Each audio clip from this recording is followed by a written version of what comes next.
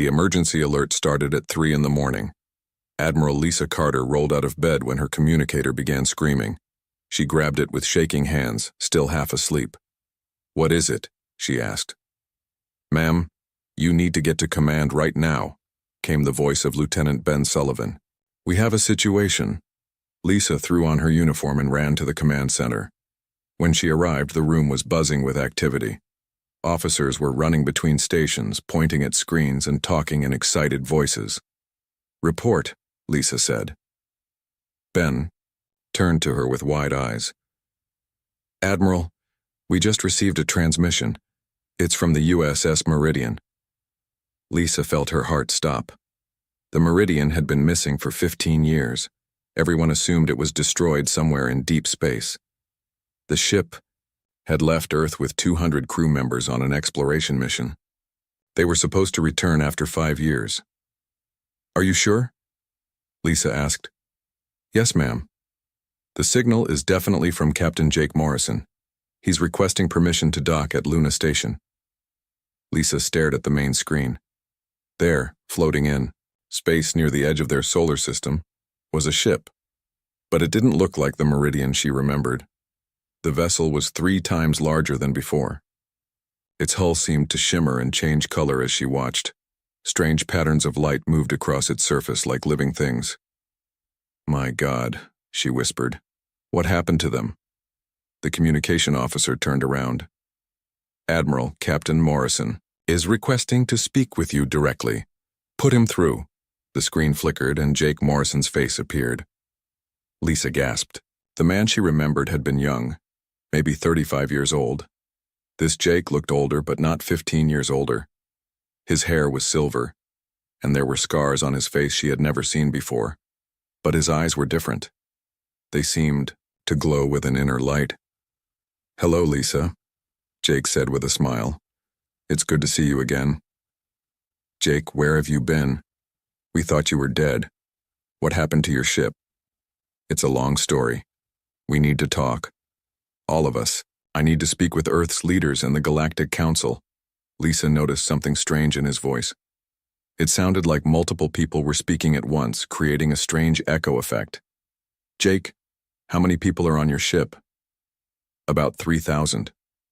3,000? But you left with only 200? "I know. We made some friends along the way." Before Lisa could ask more questions, her scanner officer called out, "Admiral, you need to see this. The ship's energy readings are off the charts. They're showing power levels higher than our entire defense grid." Lisa looked at the numbers on her screen. The Meridian was producing more energy than should be possible. Their best ships could barely manage a tenth of what she was seeing. "Jake, what kind of power source are you using?" "Something new." "Don't worry, it's completely safe. Can we dock at Luna Station?" "I need to run security scans first." "Of course. But Lisa, your scans won't work on us anymore. We exist in multiple dimensions now." Lisa didn't understand what he meant, but she ordered the scans anyway. The results made no sense. The ship appeared solid on some sensors but invisible on others. Heat scanners showed it was room temperature, but energy detectors said it was burning hotter than a star.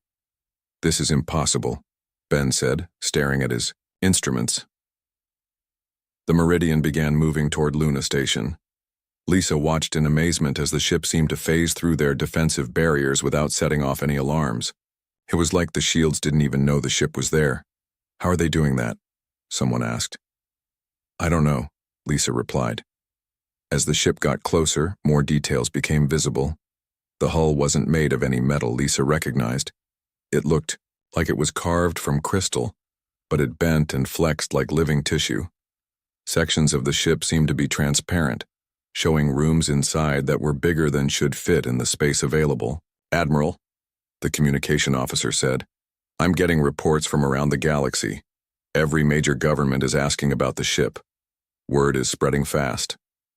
Lisa nodded. She could imagine the panic this would cause. A human ship with impossible technology would make everyone nervous. The Corvani Empire considered themselves the most advanced civilization in the galaxy. They wouldn't like being shown up by humans. The Meridian reached Luna Station and began docking procedures. Lisa watched as the ship's hull seemed to melt and reform around the docking clamps. It was like watching liquid metal, but controlled by intelligence. "Docking complete," came the report. "Open a channel to the station," Lisa ordered. The screen showed the main docking bay of Luna Station. The airlock opened and people began walking out. Lisa counted them as they appeared. There were humans, but also beings she had never seen before. Some were tall and thin, almost transparent, with skin that looked like starlight. Others appeared to be made of living crystal, their bodies catching and reflecting light in impossible ways. A few looked like they might be machines, but they moved with the grace of living creatures, and leading them all was Jake Morrison. He looked around the docking bay and smiled. Then he looked directly at the camera. "Hello, Earth," he said. "We're home." Lisa felt a chill run down her spine. Something told her that nothing would ever be the same again. The galaxy was about to change, and humanity was about to become something completely different. She grabbed her communicator and began making calls. The president needed to know. The Galactic Council needed to know. Everyone needed to know that the Meridian had returned, and it had brought friends. As she watched Jake and his impossible crew walk through Luna Station, Lisa couldn't help but wonder what they had found out there in the dark between the stars. And more importantly, what it had done to them. The emergency alert that had woken her up was just the beginning. She could feel it in her bones. The real emergency was just starting. Admiral Lisa Carter stood in the observation deck of Luna Station, watching through the thick glass as Jake Morrison's crew continued to exit their ship. She had been counting for 2 hours, and people were still coming out. The numbers didn't make sense. The Meridian was big, but not big enough to hold 3,000 beings. "How is this possible?" she asked Ben Sullivan, who stood beside her with a tablet full of readings that made no sense. "I don't know, Admiral. The ship's interior space appears to be larger than its exterior dimensions. That should be impossible." Lisa watched as more strange beings walked through the docking bay. The tall, transparent ones moved like they were floating instead of walking. Their feet barely touched the ground. The crystal creatures made musical sounds when they moved, like wind chimes in a gentle breeze. "Admiral," a voice called from behind her.